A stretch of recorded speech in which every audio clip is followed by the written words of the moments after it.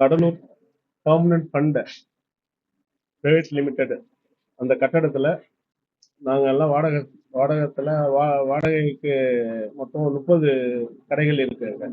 அந்த கடையில 30 பெண்களுக்கு மேல எங்ககிட்ட வேலை செய்யறோம். வாழ்வாதாரம் 100 குடும்பம் இருக்கு. ஒரு நபர் அதை வாங்கிட்டு காலி பண்ண சொல்லி எங்களுக்கு நோட்டீஸ் கொடுத்துருக்காங்க. நாங்க என்ன செய்யறது, நோட்டீஸ் அது வந்து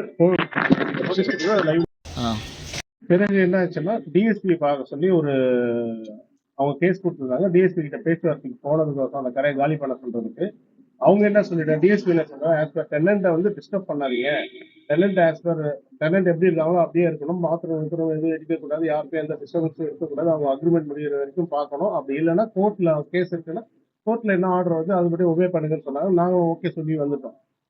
இப்போ இன்னைக்கு என்ன சொல்றாங்க, தாசில்தார் அவர்கள் நேத்து நோட்டீஸ் பீஸ் கமிட்டி இருக்கு வாங்க அப்படின்னு சொல்லிட்டு எங்க 30 கடைக்காரங்க நோட்டீஸ் கொடுத்து வர சொன்னாருங்க. சரி, தாசில்தாருக்கு கூப்பிடுறாரு மரியாதைக்கு உள்ள வந்தோம். அதர் பார்ட்டி வாங்கின பார்ட்டி உள்ள உட்கார வச்சுக்கிட்டு எங்க எதற்கா அவங்க கிட்ட வந்து நாங்க கேட்குற கோரிக்கையை எதுவுமே காதுல வாங்கிக்காம அவர் வந்து தாசில்தார் மிரட்டும் தோணியில நீங்க வந்து காலி பண்றீங்களா இல்லையா, நான் போலீஸ் வச்சு எவிக்ஷன் பண்ணுவேன் அப்படின்னு சொல்லிட்டு எங்களை மிரட்டிட்டு எங்கள்கிட்ட ஒரு டைம் சொல்லி எங்களை வெளியே அனுப்பிச்சிருக்காரு.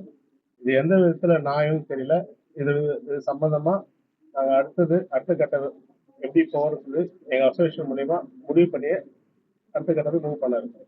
இப்ப இங்க வட்டாட்சியர் வந்திருக்கு, புரியல இங்க வந்ததுக்கான காரணம் அவங்க எங்களுக்கு வந்து பீஸ் கமிட்டிக்கு நோட்டீஸ் கொடுத்தாங்க. கடையா வந்து நோட்டீஸ் கொடுத்துருந்தாங்க. அந்த நோட்டீஸுக்காக நாங்க இங்க வந்திருக்கோம் சார். வட்டாட்சியர் கையெழுத்து போட்டு எங்களை வர சொல்லி நோட்டீஸ் ஒன்று கொடுத்துருந்தாங்க. இதுல இருக்கிறவங்க எல்லா கடைக்காரங்க நேம் கொடுத்து இதுல வர சொல்லியிருக்காங்க. அவங்க நாங்க இருக்கவங்க எல்லாம் சேர்ந்து கும்பலா வந்திருக்கோம். அதுல வந்து சொத்தை வித்தவங்களும் வரல, சொத்தை வித்தவங்க வரல, சொத்தை வாங்கினவங்க வக்கீலோட வந்திருக்கிறாங்க. எங்களை வந்து தாசில்தார்கிட்ட நான் கேட்கிறேன், நான் ஒரு பொறுப்புல இருக்காங்க, பாரதிய ஜனதா கட்சியில மாவட்ட செயலாளர் இருக்காங்க, நீங்க எங்களை ஏங்க மிரட்டுறீங்கன்னு அப்படிதான் பேசணும்னு அவர் பதில் சொல்றாரு. ஜன ரீதியா எப்படி போறது எப்படி அணுகிறதுன்னு தெரியல. எங்க வாழ்வாதாரம் 100 குடும்பம் இருக்குது. வெறும் கடந்த ஒரு 8 மாசமா அந்த பில்டிங்ல 30 பெண்கள் வந்து பாத்ரூம் போகிறதுக்கு அவங்களோட ஏன் சொல்றது இயற்கை உபாதைகள் கழிவுகளுக்கு சங்கடப்பட்டுக்கிட்டு நிறைய பேர் வேலைக்கு வரல, அவங்களும் வாழ்வாதாரம் கெட்டு போய் வீட்டுல உடனே எங்களை காலி பண்ண சொல்லியிருக்காங்க. எங்களோட வாழ்வாதாரமே இதை நம்பிதான் இருக்கு. நாங்க லோன் போட்டு மிஷின் எடுத்திருக்கோம். என்னை நம்பி 4 பேர் கடையில வேலை செய்யறாங்க.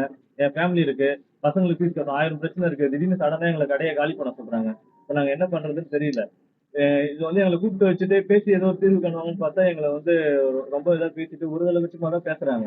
எங்களுக்கு பொதுவா வந்து எல்லாத்துக்குமே ஒரு கருத்து எதுவுமே கேட்கவே இல்லை. ரொம்ப இதாக தான் சார் நாங்கள் வந்திருக்கோம். இப்போ உங்க பேர்னா? என் பேர் தீபன். அந்த இடத்துல நானும் கடை இருக்கு.